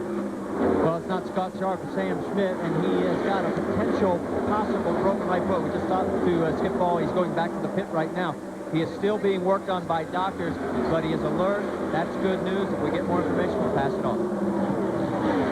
Well, that is good news on the condition of Sam Schmidt. At least it's encouraging news, Ari. Well, we saw when he was being worked on that he was awake and alert in the car with his helmet off. But a broken foot will hurt. Back on board with 57 laps to go. Buddy Lazier trying to chase down Billy Boat. That is a battle for 12th position. Boat in the Harris car. Trouble with Scott Sharp's machine directly across the start-finish line, across the giant mall.com logo. Wow, big puffs of white smoke. Think it's an engine? I think it's an engine. Yeah, Jack, he probably spun out on his own oil, but, you know, very, very lucky for him, he did not hit the wall. Let's check in with Vince Welch. Well, it's amazing. We were just getting ready to add that Scott Sharp has somehow stayed on the lead lap after that earlier incident with Sam Schmidt. They replaced the nose cone, they replaced the side pod, they did it little by little, and we were getting ready to compliment his crew on what a terrific job they had done to keep Scott Sharp on the lead lap, and then now the motor's blown. So there's nothing the crew is going to be able to do to save the day now for Scott Sharp and the Delphi Racing team. This is the 5th caution of the afternoon, and now it puts 3 cars on the lead lap. Kenny Breck, Greg Ray, and Mark Dismore, and drops back to 4th position, 1 lap down, Robbie Unser, followed by Jacques Lazier and Davey Hamilton to fill the top 6. It's a long walk back to your pits after you have that problem. And for Scott Sharp, well, he had his hands full as we take a look at this replay on the Delphi Automotive number 8. Oh, boy, and he started smoke already on the exit of turn 4, and he's keeping it low, and he's just trying not to, trying to gather it up, but hardly. What you try there is not to move the steering wheel at all, because you know it will spin around. But even at 60 or 70, 80 miles an hour, the car will spin around on you when you get oil on those rear tires. Now, as the sun sets, we still got our in-car cameras, and shadows aren't really like this, but I want to give you the feel. He caught it once, caught it twice. Now he still has to go to the left a little bit, otherwise he's going to be in the groove, and there it goes. And you notice the engine is dead. The engine's gone. Now, fighter pilots call that a dead stick landing. Well, he just did the best he could right there. He did a great job, yeah. Spinning on his oil. Now, this should call some cars onto pit road for pit stops. Remains to be seen, because with all of the cautions, it's dramatically turned the pit consequences upside down, and there's an assortment of tactics underway. Track crew still going to work, and indeed it looks as if some of the cars are going to pull onto pit road and take advantage of this 5th caution of the afternoon. Kenny Bragg now is coming in. Greg Ray stays on the track. This was a big break for Kenny Breck. Remember, we thought that maybe A.J. Foyt was rolling the dice, but it looks as if it's come up good, Vince Welch, for Kenny Breck. Remember, we told you that he needed a yellow, or he was going to have to come in under green at about lap 160. Here's the yellow at lap 154. Perfect timing for A.J. Foyt and the Power Team machine. They change the tires, they add the fuel, and away he goes. A.J. says this will be their last stop. Real quick stop for Kenny Breck in the Power Team entry. Now the question is going to be, does Greg Ray still have to come in during the course of this race? We know Kenny doesn't. What about Greg? So let's reset for you now, and officially we would show Greg Ray, your leader, Mark Dismore in 2nd. Kenny Breck pulled onto pit road. but because there's only 3 cars on the lead lap, he's only dropped back to 3rd. The Mall.com 500 is in its final moments. Don't go away.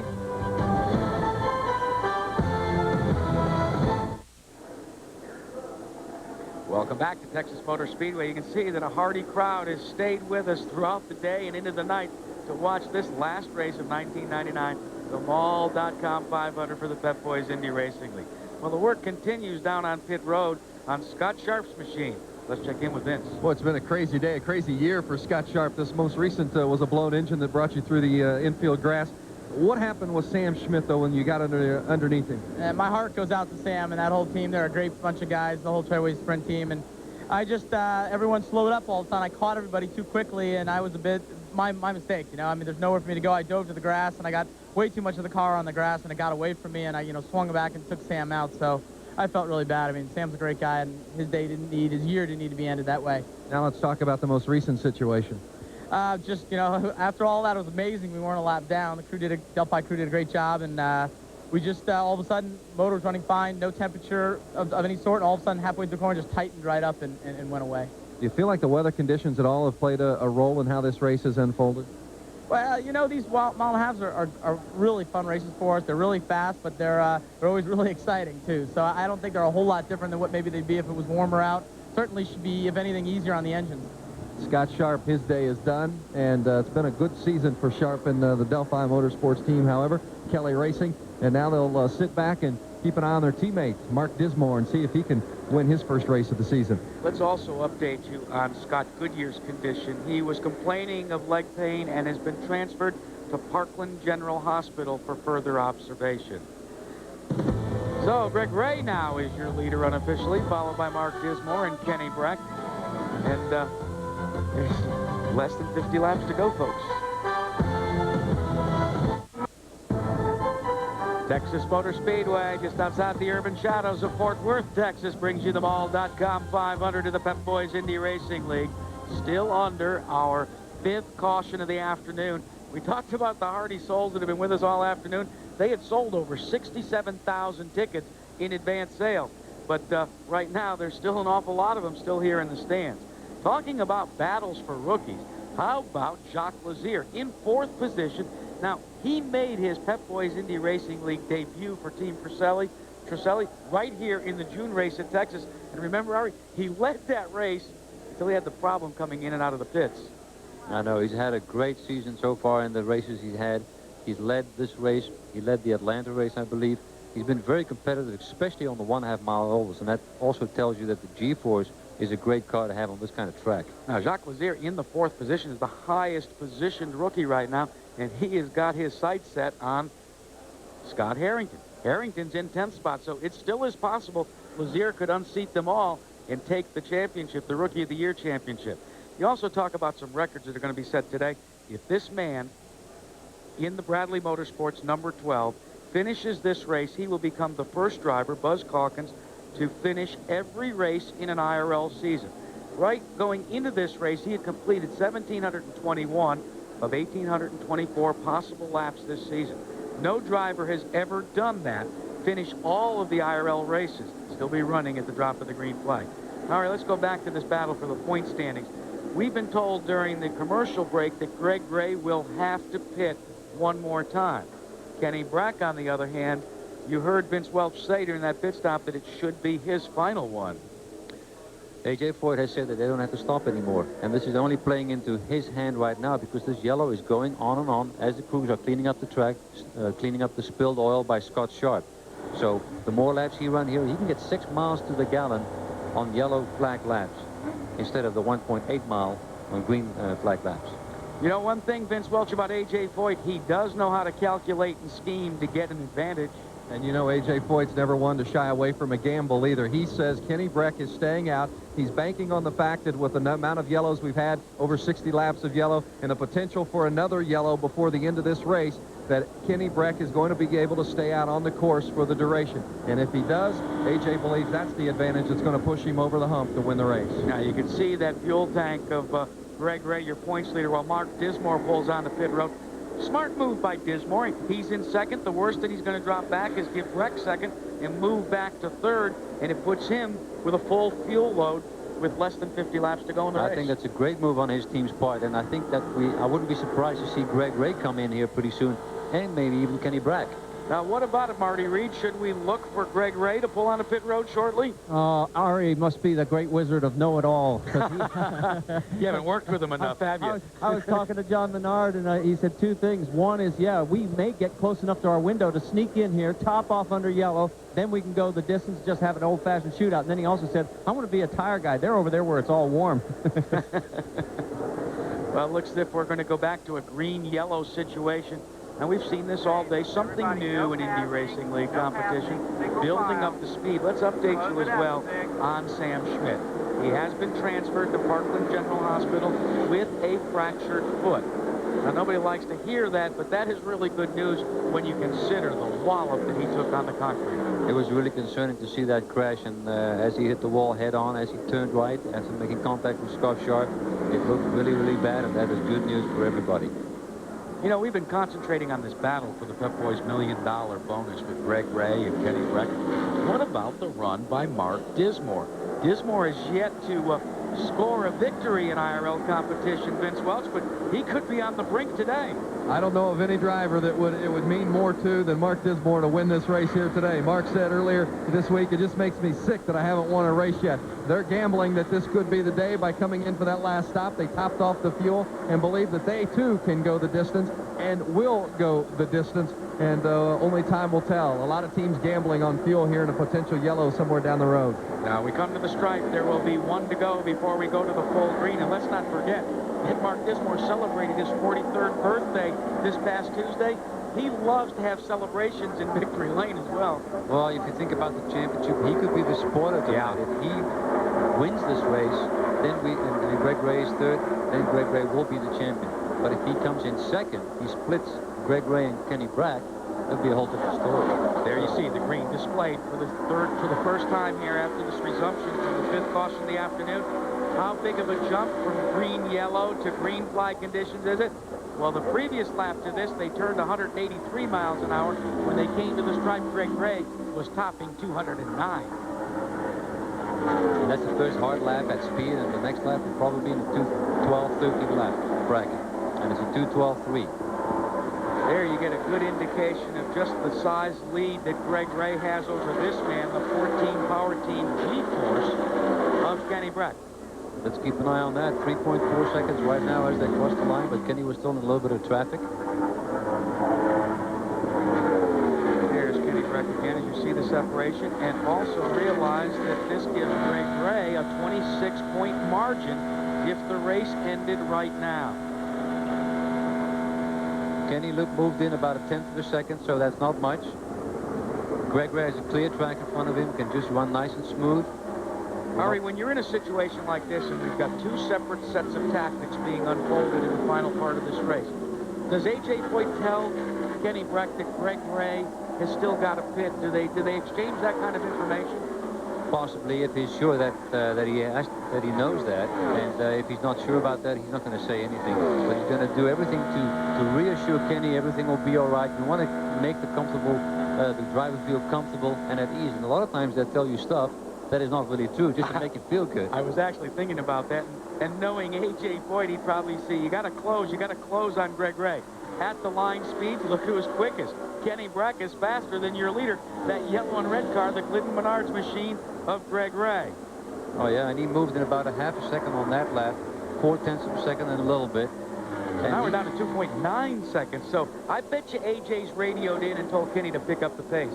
Did you see Greg Ray come off the corner there? A little bit of a wiggle. He's being caught by the two Laziers behind him. Behind those two guys is Kenny Brack. It's almost 2 miles an hour faster, Brack versus Ray. And you can see that as he came to the stripe. Trying to get through the Lazier brothers. Well, Greg Ray had to crack it, the throttle, just a bit. 38 laps to go in this 500-kilometer event. We're talking about the Lazier brothers. They now trail as you ride with Buddy Lazier, and you get a good look at the current leader of the race. Lazier tries to go to the inside and get one of his laps back. He holds tight. And so does Jacques Lazier. And you know what? Greg Ray didn't really fight him off that hard either, because he's thinking championship. I think he's also thinking about fuel conservation. Can't really drop the hammer because they hope that they get a few more caution laps So he could run the methanol dry in that 35-gallon tank.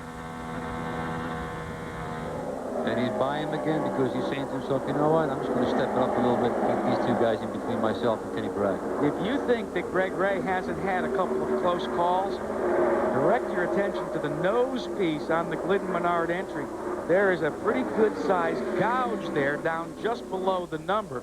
So evidently some of the flying debris that's been around the Texas Motor Speedway has found its way to the nose piece of your current race leader and the man that is seeking John Menard's second IRL championship. The first one came, well, with Tony Stewart. And boy, it looked to me, Ari, as we looked at that shot, as if something was actually streaming out of that hole.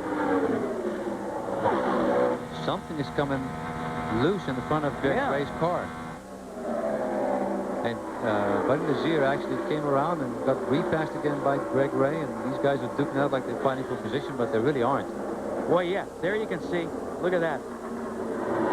Buddy Lazier is in 11th place. Jacques Lazier is in 4th place. But look right there. There is something sticking out of that nose cone. Aerodynamically, that is going to create a real problem. We're just looking really hard at it here, and we cannot really decipher what it is.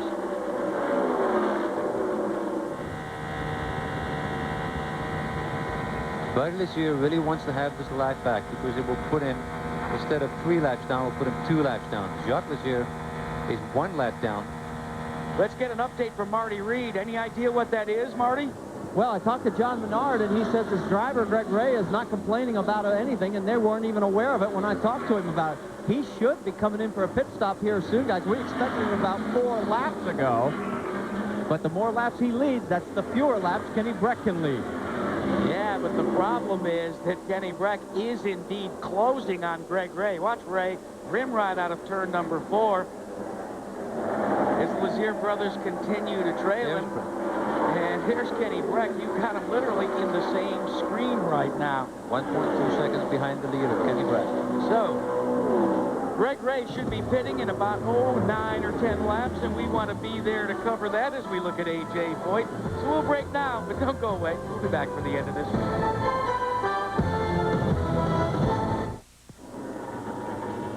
The complexion of the Pep Boys Indy Racing League Championship and the Mall.com 500 race have changed, Vince Welch, because Kenny Breck has limped onto pit road. Breck certainly has. Let's see what they do now.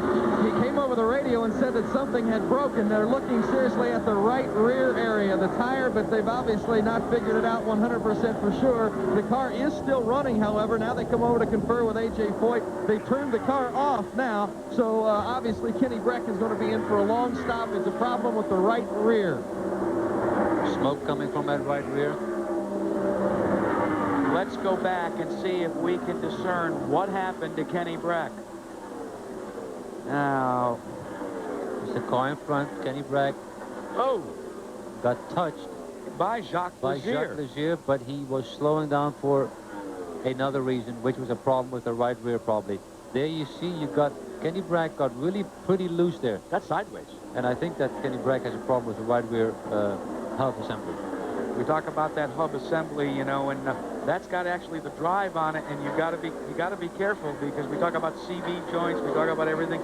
There, it's a handful of 200 miles an hour, and you don't want that vibration or that feel. What a tough break for Kenny Breck. The smoke coming off the car there indicates that the right rear wheel bearing is worn out, and Chuck Lazier touching him and had nothing to do with the fact that he's in the pits right now. Hold on to your horses. Your current leader, Greg Ray, the man that's looking to win this race and win the title, is pulling onto pit road to service Marty Reed. Well, it'll be the final stop, and the crew, everybody's saying, okay, take it easy, be calm, don't make any serious mistakes, don't cross thread. They're going to have a 4-tire change. Greg Ray knows what has happened up front. He doesn't want any water. The fuel's going in. Tires going on, that little trouble with the right rear. But they don't have to hurry. The nose hole is very noticeable right up by where he would adjust the wings. He's gone, and there could be 12.2 seconds, Ari Lyondike. What does a hole like that do at 200 miles an hour? That's a piece of carbon fiber that just peeled backwards as it's getting up to speed. But this opens the door for the first victory for Mark Dismore, because Greg Ray is not concerning himself at all with the race victory right now. He just wants to bring it home. Dismore just bypassed Robbie McGee. He is your new leader, turning laps at 207.7 miles per hour. As we said, celebrated his 43rd birthday. His best finish was 3rd at the most recent Pikes Peak International Raceway event, currently 11th in points. And one thing that Mark Dismore did say, he literally almost guaranteed that he would win a race before the end of 1999. Well, he was quite adamant about it before the start of the race. He said, I want to win a race so bad. Now let's take a look at what has happened to Kenny Breck. He's now dropped to 32 points behind Greg Ray, Vince Welch. The team is feverishly working on the car. AJ, what happened with Kenny's car? Looked like we lost the bearing on the right rear upright. Went out for some reason. We don't know why. It's on the outside deal. Obviously, every lap counts in the championship run, regardless of what might happen with Greg Ray. Every lap counts with the championship. You just try to repair and get out? It's over with for us. Maybe we've salvaged maybe second now in the championship. A.J. Foyt, as you hear, conceding the championship, but his team's still working very feverishly, and you never know what might happen in these final 18 laps. The big key right now is Mark Dismore looking for his first victory ever. He has taken over the lead in the Team Kelly MCI World Cup number 28. And who is he riding in the wake of? The man that won the first race in 1999 at Walt Disney World, Eddie Cheever.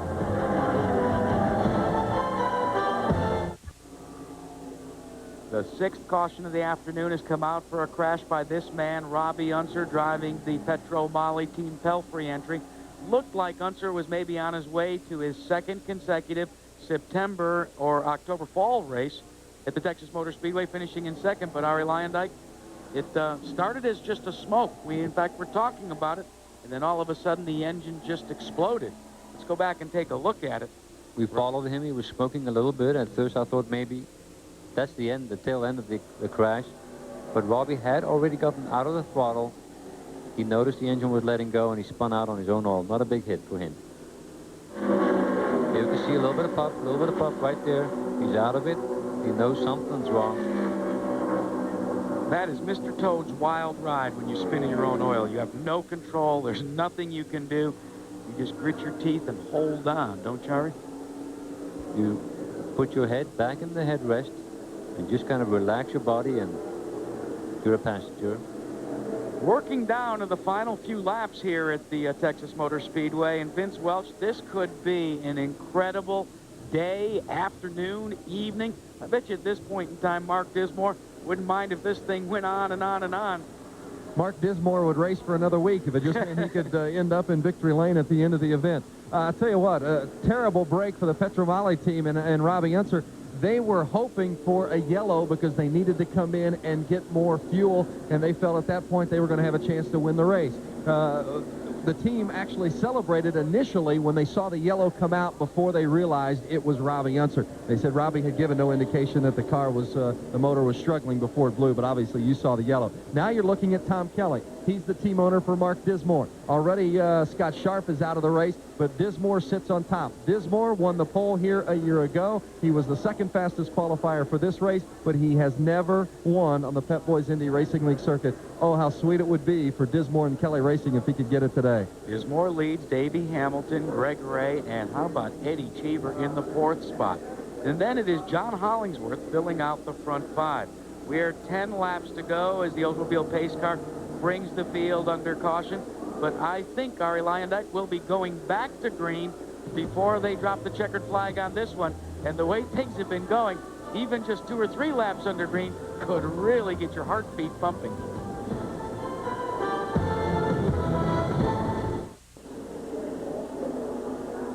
Back here at the Texas Motor Speedway in Fort Worth, Texas, still working on clearing Robbie Unser's machine from the speedway.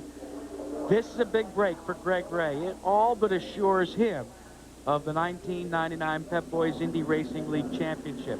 That car there, in that color scheme, first took Tony Stewart to the championship, I believe back in 1997.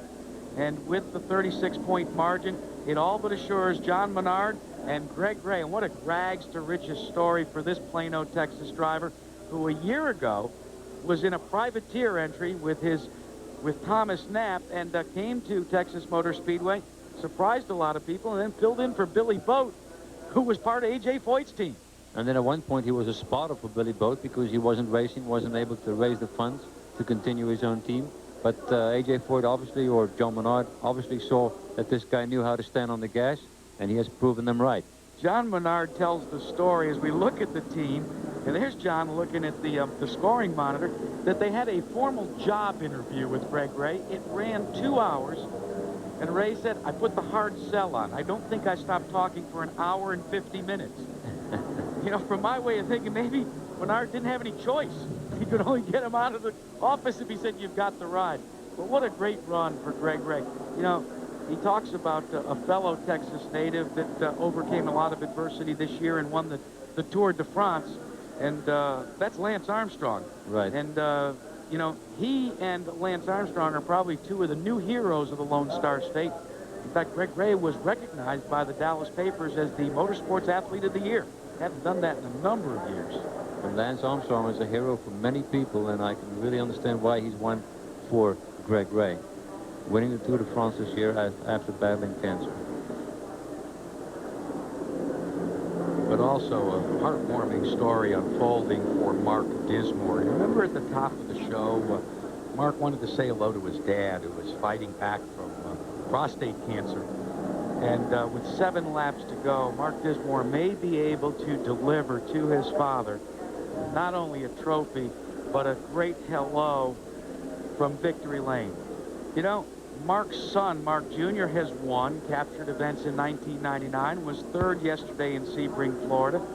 Now Mark Dismore Sr. might have an opportunity to match his son and bring home some hardware as well. And, you know, any of you that have ever been touched by cancer know that, especially at this time of the year with so much cancer awareness going on, it really would be kind of neat to see Dismore go to Victory Lane and be able to prop up the spirits of his dad. Vince Welsh, let's get a last-minute update from pit road.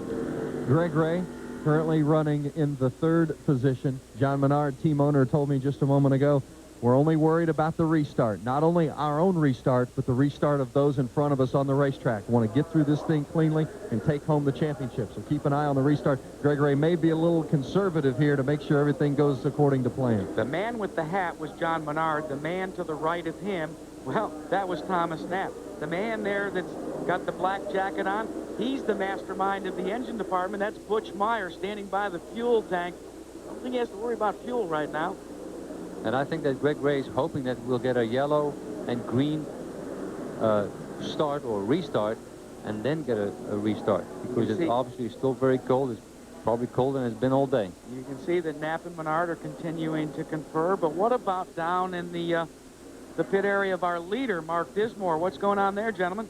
Well, guys, they're pacing around here like cats. You know, they know they can smell the cheese and they want to go get it. Marty, let's call them pacing like lions and they know they can smell the kill. Okay, well, I'll tell you what, they're right on top of it. The one thing that's really interesting here, we talked about this in one of our earlier meetings. You know, Mark Dismore has put so much pressure on himself this year. Yeah. Constantly saying, I know I can win. I am going to win. I have to win.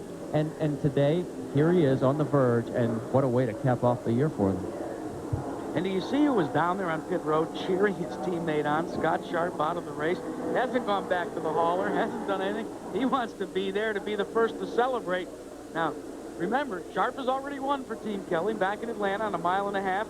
And how about the story here that throughout most of the summer, who was the engineer filling in there, Ari Lyondike, for Mark Dismore? Well, they say it's Jim Kelly, of course, but we know better than that. They have a lot of data they can use, especially off of Scott's car. But, you know, Scott won a couple of races last year, won this year. Mark Dismore has been very fast in qualifying, and, of course, everybody's cheering him on in that team. This is an important last 5 laps for Mark Dismore. 43 years of age, as we said, currently 11th in the points, has won $1,826,153. There is Greg Ray's mom, Ginger, and this is an emotional time for her. Remember that Greg Ray was a guy that has told the story about the fact that as a youngster, he dreamed about being an IndyCar driver. In fact, in the early 90s, went to a driving school, and when everybody introduced themselves, He said, hello, everyone. I'm Greg Ray. I've never driven a race car before, but my goal is to go to this school and then win the Indianapolis 500. A lot of his schoolmates laughed at him. I asked him earlier this year, and he said, they don't laugh anymore. Greg Ray has shown that he is very capable at the Indianapolis track this year. Greg Ray was very fast and really knows how to get around that place. And I foresee in the future him winning that race because he has the line. Let's not forget the fact that his young son Winston gave him some special mementos all through the course of the season. Some of them were Pokemon cards. Some of them were pictures of he and his dad had a lucky penny. At Las Vegas Motor Speedway, Greg Ray neglected to put all of them in his driving suit. You saw what happened there. He finished out of the points. And he told me before the start of this race he was going to have all of them. And he said, if Winston gives me a 50-pound brick, I'll figure out a way to get it in the car as well. Green-yellow is being displayed with 4 laps to go. The question mark is, will there be a full green? There are now 3 laps to go.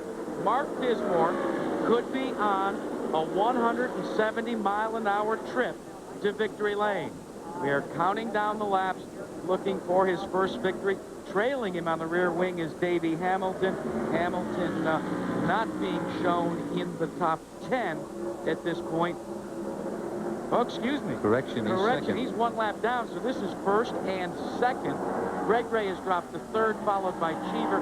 Then John Hollinsworth rounds out the top 5. And even if they would go green right now, there wouldn't be much excitement for the win. We could pretty much guarantee if nothing happens to Dismore here, he will win this race because Davey Hamilton is a lap down. 2 laps to go. The MCI WorldCom number 28 hails from Greenfield, Indiana. Here's the green flag and the white flag at the same time. Davey Hamilton. Look at Davey Hamilton going to the inside. This thing isn't over. He's 1 lap down, but he'd like to get on that lead lap. It just looks better in the record books to be on the same lap.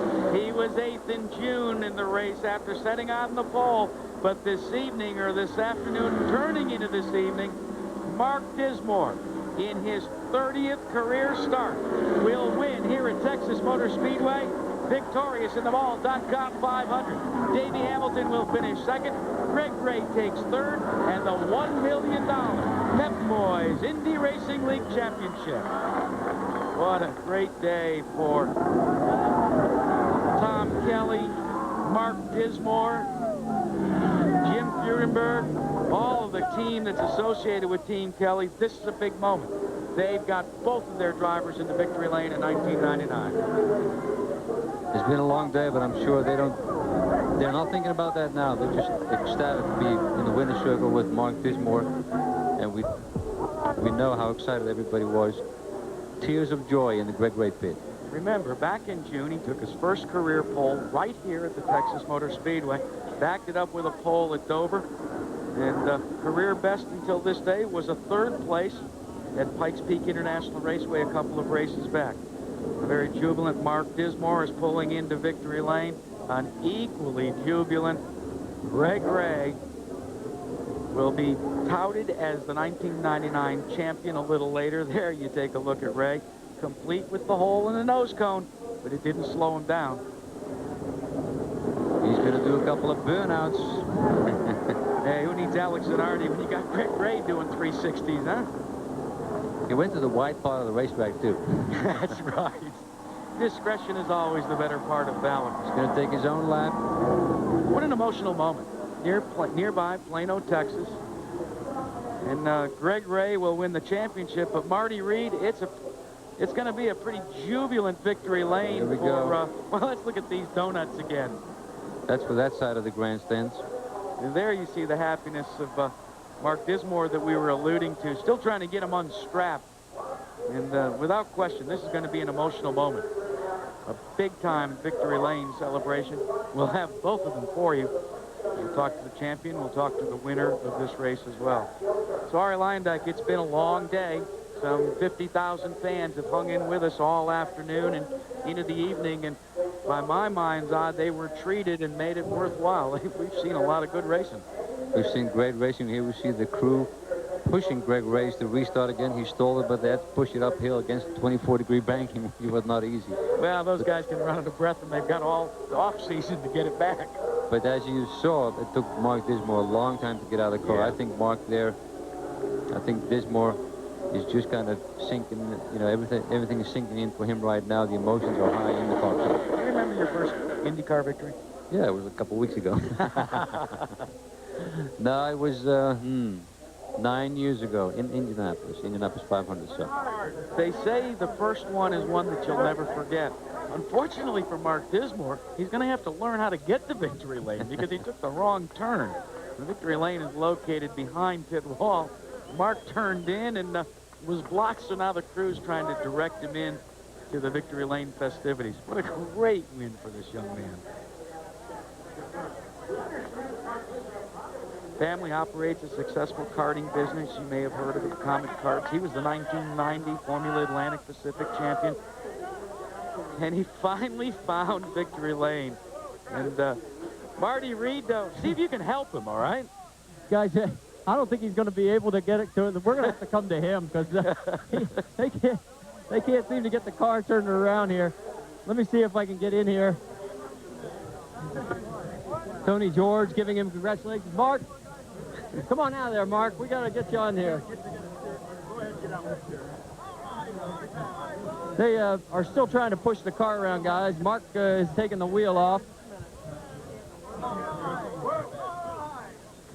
Here he comes, Mark. I see those tears in your eyes, and I know exactly what you're thinking right now. Hi, Dad. This is Hugh. You with that damn cancer. Oh, man, this is good.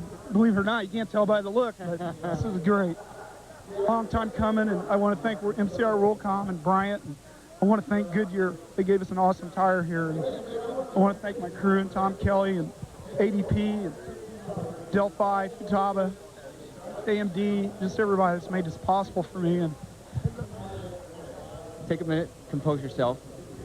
The one thing, let me see if I can put a smile on your face. The only thing you did wrong today was find victory lane. You know, we strategized it there at the end, and it just worked out perfect for us. I can't believe it. I cannot believe it, you know, and hopefully we'll get on a roll like I did when I was in Atlantics, and if we do, man, oh man, I'll quit crying eventually, but I got to get used to this, you know. We talked about the self-inflicted pressure. I mean, you put more pressure on yourself to win than anybody else was.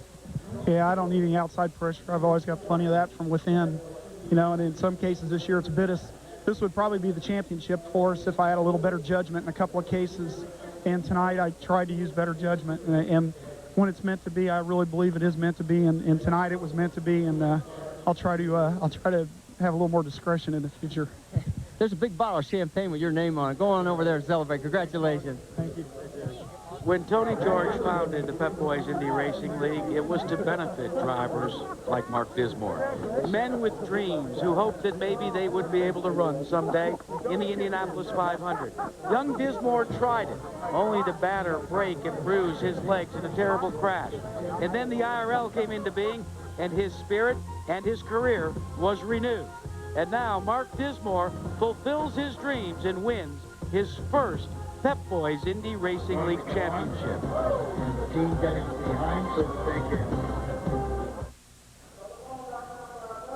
Here in Fort Worth, Texas, at Texas Motor Speedway, the Mall.com 500 is history, and Mark Dismore scores his first career victory.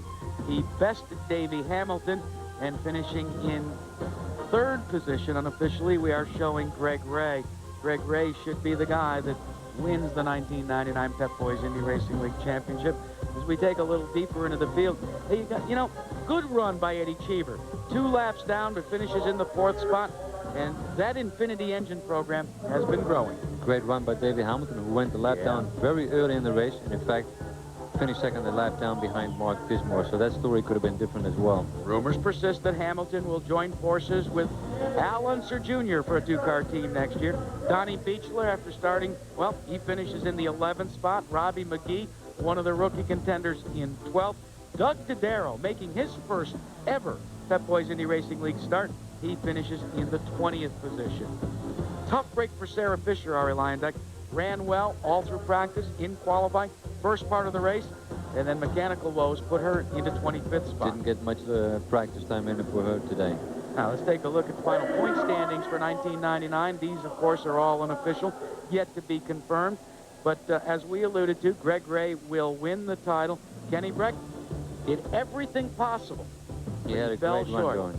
And look who moved into third spot. Mark Dismore's victory catapults him into third. The second place for Hamilton today puts him into fourth. Tough break for Sam Schmidt. Good news, however, that he certainly will be on the men. Robbie Unser breaks into the top 10. Scott Goodyear, Scott Sharp. The top 10 in point standings will be seeded later in November as a part of a victory celebration for the Pep Boys Indy Racing League. And Mark Dismore is the 17th different winner we've had in the IRL in the last couple of years, so another new face in winner's circle. Also a hot Rookie of the Year battle. We talked about John Hollinsworth and Jacques Lazier, Robbie McGee, and Scott Harrington, all of them battling for that. And all that's left for us to do, Ari Lyondike, is to meet and greet the new 1999 Pep Boys Indy Racing League champion. We already know that it's Greg Ray and John Menard. We'll be back and introduce you to him right after this.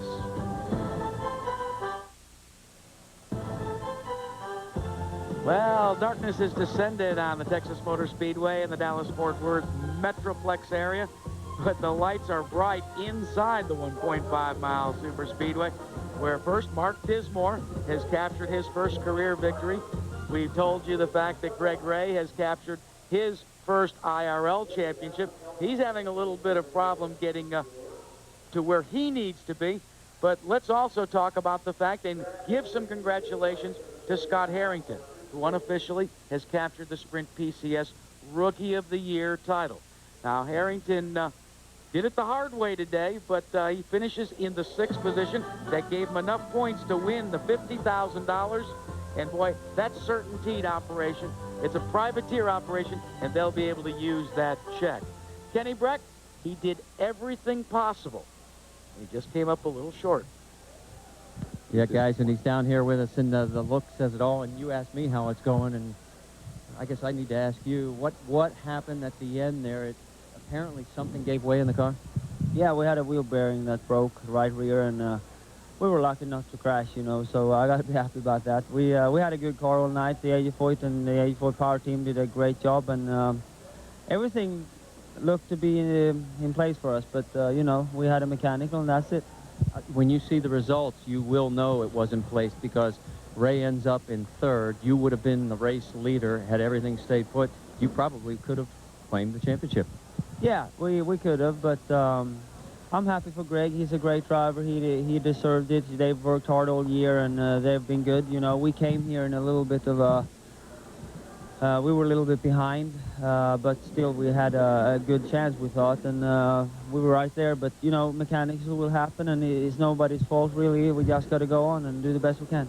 Kenny Breck, very classy in defeat tonight, guys. And the victor, very classy as well. Finally got his car restarted. Greg Ray taking the accolades of this hardy crew and team and fans from Texas that have waited out what seems to be the 24 hours of the Texas Motor Speedway, but it's well worthwhile. His 24th race for Greg Ray of Plano, Texas. Vince Welch, he's come to you finally. Greg Ray waited in turn 3 for the victory after doing some donuts, revs it up, and is going to turn it off. Greg, congratulations on the championship. After 3 21st place finishes to start the season, no one ever thought you could come back to win it. I guess you were the only one to believe. Well, I tell you what, I think everybody in these bright yellow shirts with Glenn T. Menard believed in it, and Tom Knapp believed in it, and we all hung in there. We didn't change what we did, and you know, it had been nice to win the race tonight. I think we could have made some calls that might have done that, but I tell you what, the championship is the biggest thing, and this is great. Greg Ray, he's done it. The 2nd championship for Team Menard. Greg Ray takes home the title and the $1 million bonus tonight in Texas. Also evens up the challenge between Firestone and Goodyear, 5 wins apiece in 1999. Well, Ari, it's been one whale of a season. It also evens up the challenge between A.J. Foyt's team and Team Menard. Both now have 2 championships. And it's going to be one heck of a year in the year 2000 when these guys come back. A reminder that the Barber Dodge Pro Series from Watkins Glen, New York is next here on ESPN2. It's been a long day. I'm Jack Arute, along with Ari Lyondike, Marty Reed, and Vince Welch. We hope that you've enjoyed our information, first in pre-race on ABC, and now the race itself on ESPN2. For all of the announcers, the director, the producer, everybody that brings you the IRL. I'm saying so long. See you next year in Orlando.